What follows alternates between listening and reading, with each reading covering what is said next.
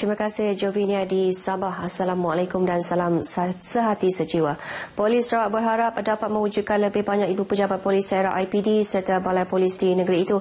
Timbalan Pesuruhjaya Polis Sarawak Datuk Dr. Chai Kin Chung berkata cadangan tersebut selaras dengan pembangunan pesat di Sarawak selain sebagai tindakan jangka panjang Polis Diraja Malaysia PDRM.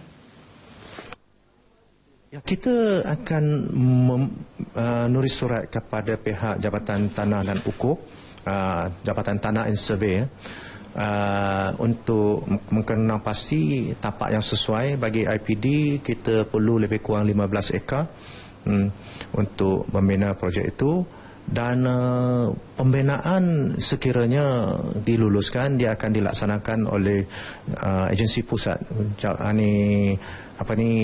peruntukan dan sebagainya dari Kerajaan Persekutuan. Datuk Dr. Chai berkata antara bandar yang memerlukan IPD baharu seperti Matu Daro dan Dalat di bahagian Mukah dan Bandar Serian. Manakala antara kawasan yang memerlukan balai polis baru seperti Oyak dan Belawai di bahagian Mukah, Senadi dan Taman Tunku di Miri serta Matang Jaya di Kuching. Katanya ketika ini terdapat 28 IPD serta 81 balai polis di seluruh Sarawak. Sementara itu, beliau berkata ibu pejabat polis kontijen akan mempertimbangkan untuk meletakkan anggotanya serta mewujudkan infrastruktur yang diperlukan di Empangan Bakun dan Empangan Hidroelektrik Murum di bahagian Kapit pada masa hadapan. Jelas beliau ketika ini pihaknya bekerjasama dengan Sarawak Energy Berhad yang mengendalikan kedua-dua empangan itu untuk mengadakan polis bantuan bagi mengawal keselamatan di kawasan tersebut. Ujar beliau peletakan anggota polis di Empangan Bakun dan Empangan Hidroelektrik Murum dilaksana apabila ekonomi dan aktiviti pelancongan di kawasan itu meningkat. Datuk Dr. Chai yang ditemui ketika lawatan perpisahan di IPD Pedawan di Siburan Kuching telah berkhidmat selama 36 tahun bersama PDRM akan bersara wajib mulai esok. Saksi bagi kes kemalangan maut di Jalan Kapur Kuching petang semalam diminta supaya tampil memberi maklumat bagi membantu pihak polis membuat siasatan.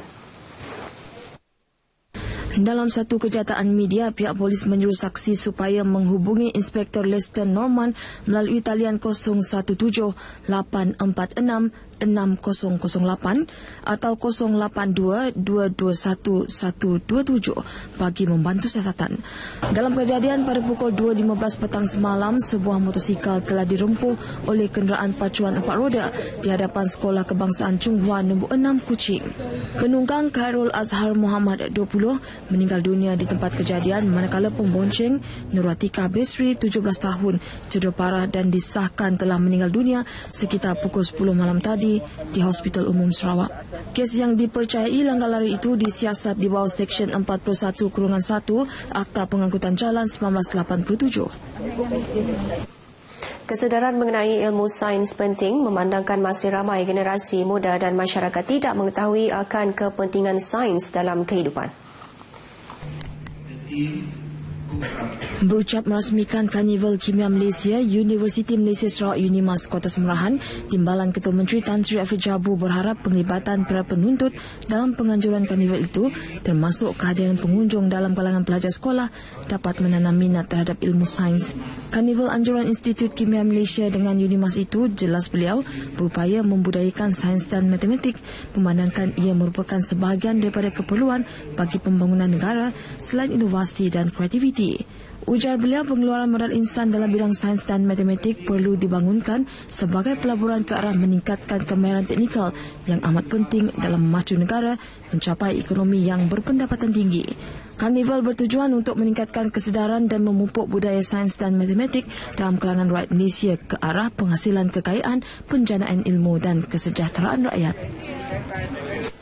Pengurusan Hal Ehwal dan Perkhidmatan Awam bagi daerah kecil Bario yang kini di bawah bidang kuasa Majlis Bandaraya Miri MBM merupakan satu cabaran besar buat majlis perbandaran itu, khasnya dari segi logistik.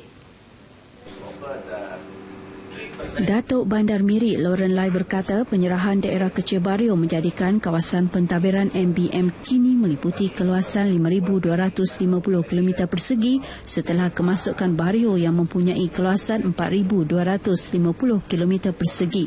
Ini sekaligus menjadikan bario antara kawasan terbesar dikendalikan oleh sebuah majlis perbandaran.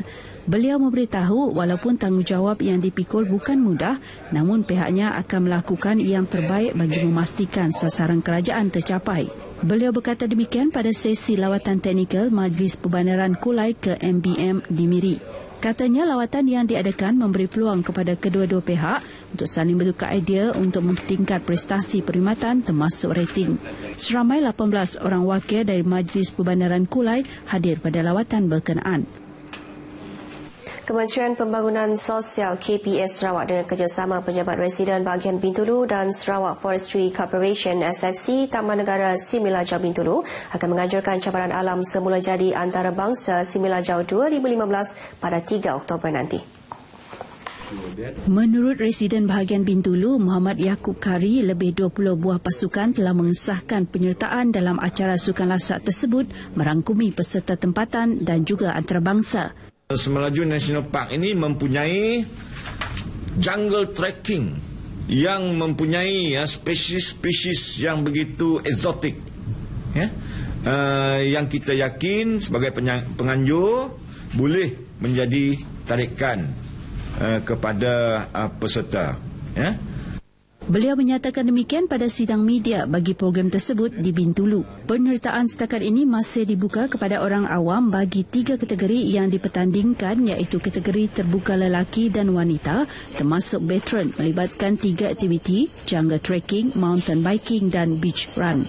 Perasmiannya akan disempurnakan oleh Menteri Pembangunan Sosial Tan Sri William Mawan Ikom, manakala majlis penutupan dan penyampaian hadiah akan disempurnakan oleh Datuk Dr. Stephen Rundi Utom selaku pengerusi jawatankuasa pengelola. Baik, saudara, setakat ini dahulu sumbangan berita dari Sarawak untuk Lintas Langsung Nasional 5 petang ini, dan untuk berita seterusnya kita bersama Suzila di Kelantan.